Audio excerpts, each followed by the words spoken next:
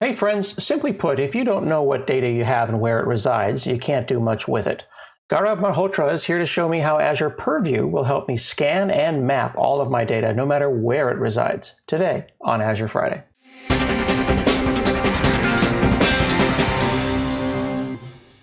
Hey friends, I'm Scott Hanselman and it's Azure Friday. I'm here with Gaurav Malhotra and we're talking about Azure Purview.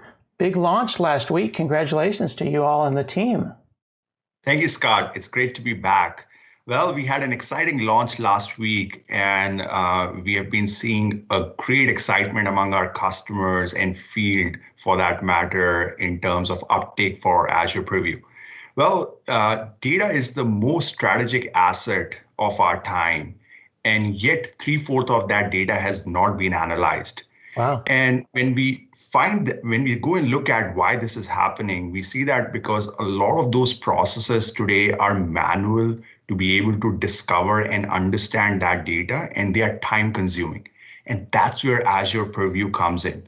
With Azure Purview, we are launching a unified data governance service that allows customers to maximize the business value of data. And it allows them to essentially scan data that is sitting on-prem in SaaS sources, multi-cloud, to build this data map. And think of this data map as a graph which stores the relationship between the data assets. And the more you scan, the powerful this graph becomes, and the more powerful experiences on top will be. So once you have this graph populated, you can use the Purview data catalog to browse and search assets in your organization. And here we provide you intelligent recommendations, and you can essentially use business terms to search assets in the organization, or technical terms, depending on whether you are a business analyst or a data engineer or a data scientist. And then for data officers and security officers, we have data insights, which allows them to see the bird's eye view of their data estate, all with Azure Purview. So let me show you all of this in action. So here I'm on Azure portal. Just like any Azure service, you will provision an Azure Purview account. And once you provision, you land onto a page like this, where you can see that you can launch Purview Studio, which is our unified experience to manage your hybrid data estate.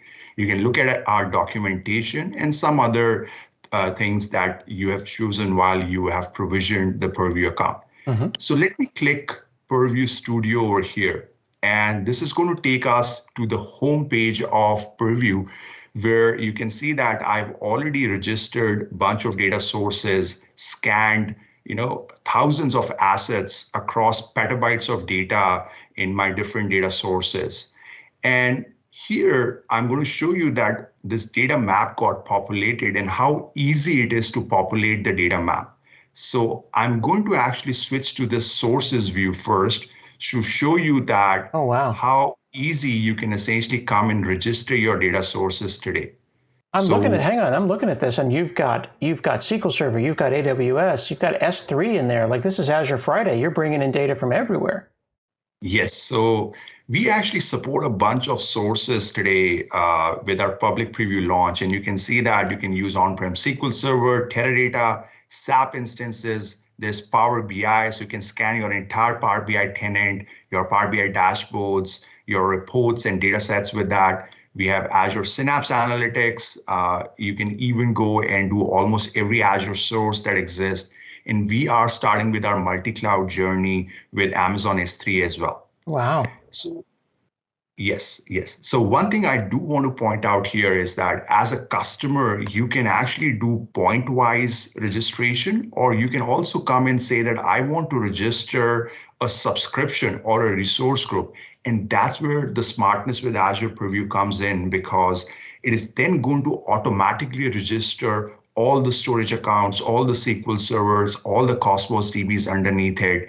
And then you can essentially think of getting this tree view created automatically. And you can then set up a scan at the root level, and all the children will automatically get it. Now, this is very powerful, right? Because any change that happens to your, let's say, a data lake account, that will automatically be reflected in your data map. So hang on. So if you're saying that if any change happens, the map updates. Is the map scanning? Is the map notified?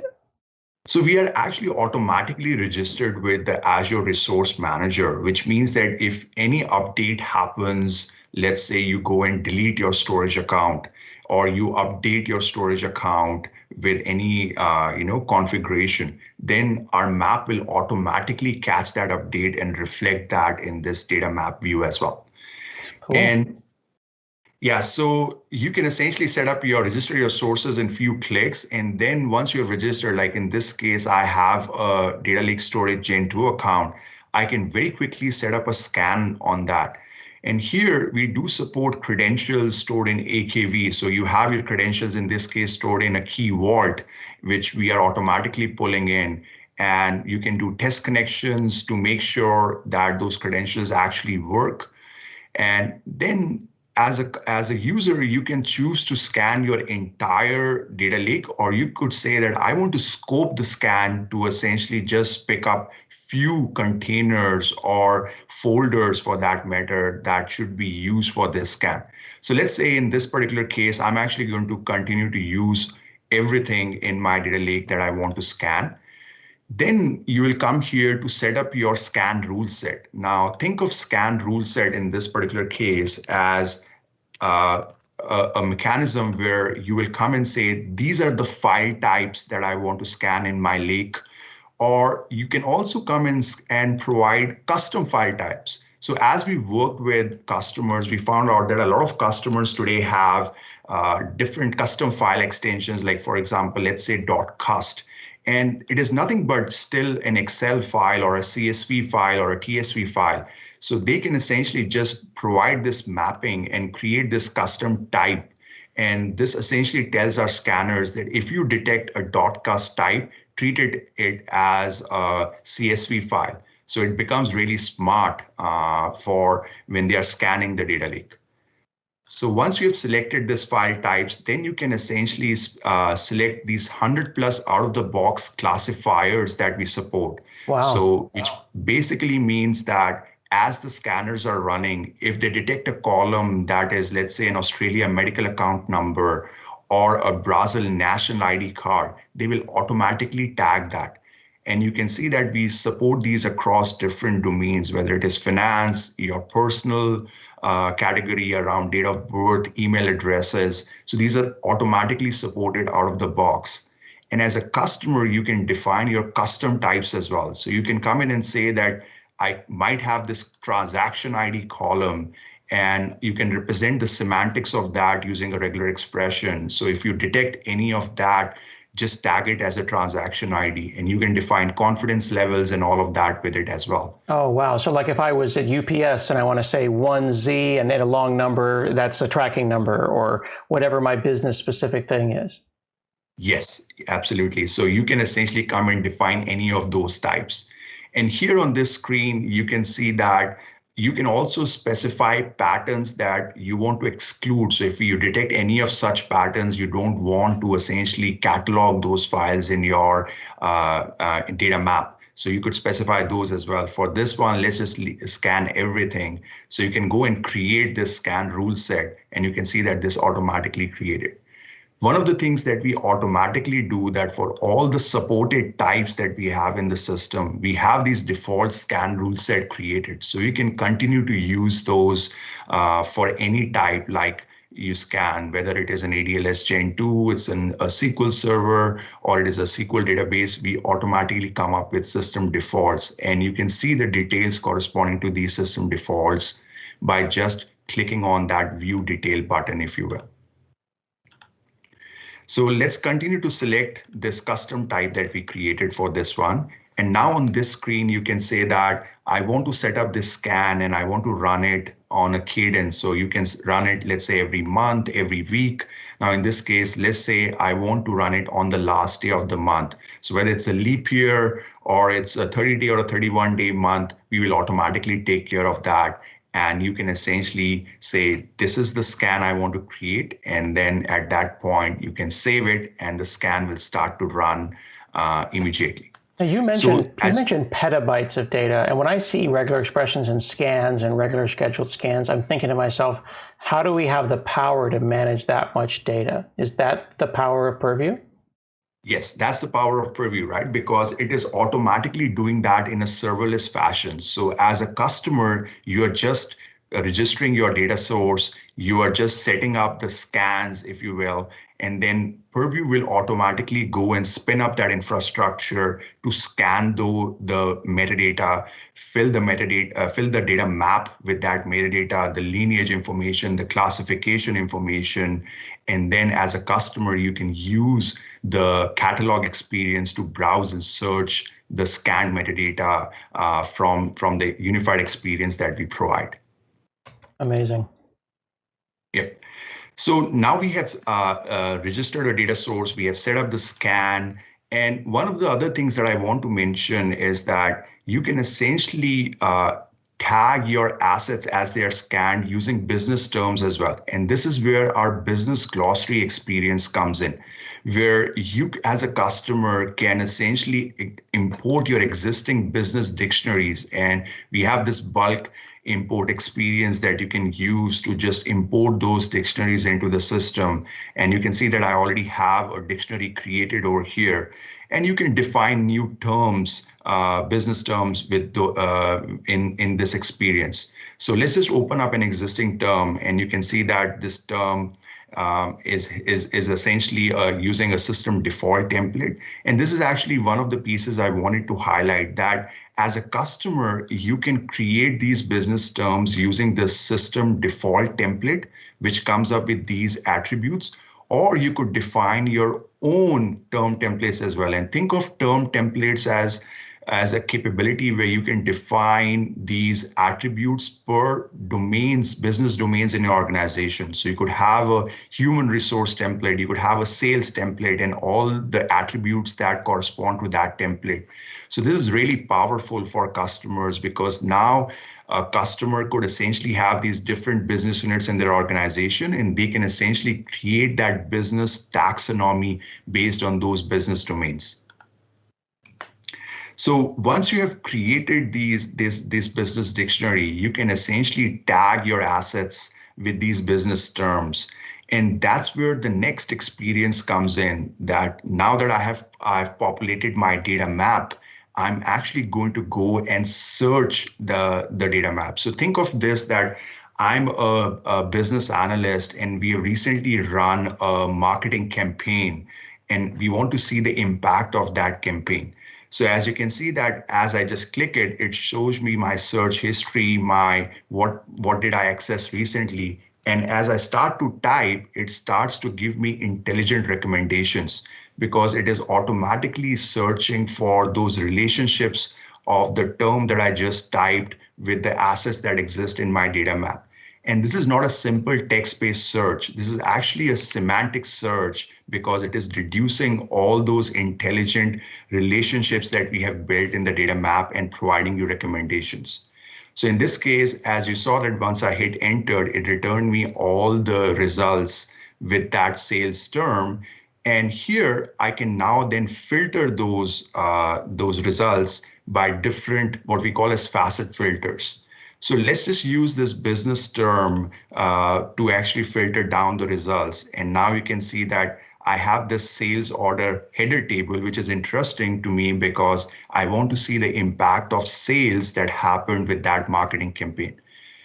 So if I click this, then I can see this entire operational metadata corresponding to this SQL table. I can look at all the business terms that are associated with it. I can look at the hierarchy of this, who updated it last, and then I can look at all the classification information to say that, oh, this actually table has a credit card number tagged onto it, a social security number, and also a custom classification that we defined with customer ID. I can go into the schema tab and find more information. So this is all the technical metadata that our scanners detected. Again, classifications per column. You can even look at the business terms that were tagged on those columns, the data types and descriptions. Now, One of the things that I want to point out here is that you as a customer can edit these as well. So if you have a curator role, you can essentially go and edit this and say that, oh, whatever the scanners actually detected was not right. And I think this should actually be tagged maybe something else, not a social security number. Now, once you do that, our scanners are actually smart enough. So next time when they run, they are actually not going to update it. As you can see here, that the schema was modified by someone in my team, and any future scan is not going to update the schema. So human intervention always wins in this particular case. Okay. And the next view that we have is what we call as the lineage, because I want to now know that whatever data I'm actually looking at, can it be trusted or not? So I can look at this cool lineage view that tells me that this sales order table, header table is actually powering this data factory process, which is running to actually generate this Synapse Analytics table. And there's another copy process in Data Factory that is running to essentially generate this sales order header table. Not only I can look at an object level lineage, I can also look at column level lineage to say that how essentially these columns are flowing in these processes. So this is good because now I can actually do impact analysis to say that if I were to change the sales order ID column, then what impact it would have downstream. Or if a process, let's say this data factory process would have failed, then we would have had a red marker here, and we would be able to look at what upstream processes caused that failure to happen and what downstream processes got affected as well. So this is really powerful for our customers. And here I'm essentially looking at the view where the SQL table is essentially running in a data factory process and generating this Synapse Analytics table. But this view goes across almost every source that we support. So another view that I'm showcasing right now is you can see over here that in this case, we have this Power BI workspace and a dashboard for campaign analytics. And you can see all the upstream processes that were responsible for generating this. And again, this is really powerful, right? Because today the customers have ability to see lineage inside the Power BI workspace. But this is the first time with Azure Purview, they can see that from the raw data. As you can see, there is customer data, there is retail data, web logs information, even some coupons with some promotions that were running, and how that ran through transformation processes, and then essentially generated a Synapse Analytics table and then powered this Power BI dashboard. So this end-to-end view is really powerful for our customers. That's a really gorgeous, what do you call that? That data map, that view there, the lineage view? Yes. And this is really powerful for doing impact analysis, for doing root cause analysis, and for that matter, even for trusting the data to make sure that this data is actually trusted. And over here, one thing I also want to highlight is that we are also fully integrated with M365 sensitivity labels, right? So as you can see that this has a confidential tag on it. So this is essentially a PII information, and all those tags are flowing to your assets in the data map. And in addition to that, this particular dashboard is certified, which means that it has been endorsed and I can trust it to use this and essentially guarantee that the information here is actually a trusted information. That's great. Yeah, that confidential tag is really, really important. It's making sure that even as personal information is flowing through here, it's being tagged and being treated as personal information. So you, as an analyst, don't stumble onto things you're not supposed to see. That is correct. So going back to this particular view, you can essentially look at the contacts of this particular data set to see who's the expert, who's the owner, and you can reach out to them for more information. And with the related tab, you can actually browse these assets by their hierarchy. And by the way, this works for both structured as well as unstructured data. So in this case, I have a SQL database, so I can see all the schema, the server from where it came from. But if this would have been a storage file, I could browse those storage file by the hierarchy as well, just like you would do that in a storage explorer. So again, very powerful for our customers. And what we have also starting to bring in is these open-in experiences. So you can essentially straight away open up this particular asset in Power BI desktop, and in future we want to support SSMS and other open-in experiences with this as well. Very, very cool. So, yeah. And once you have these results, right, like we have been essentially working for to support bulk experiences where you can essentially come in and select bunch of these results and say, I want to bulk edit those. You could do that, and you can say that I want to assign them an owner, I want to assign them an expert. Again, we are trying to make it super easy and productive for our customers as they are searching the data map, as they're making edits, and as they are essentially consuming this information from the map.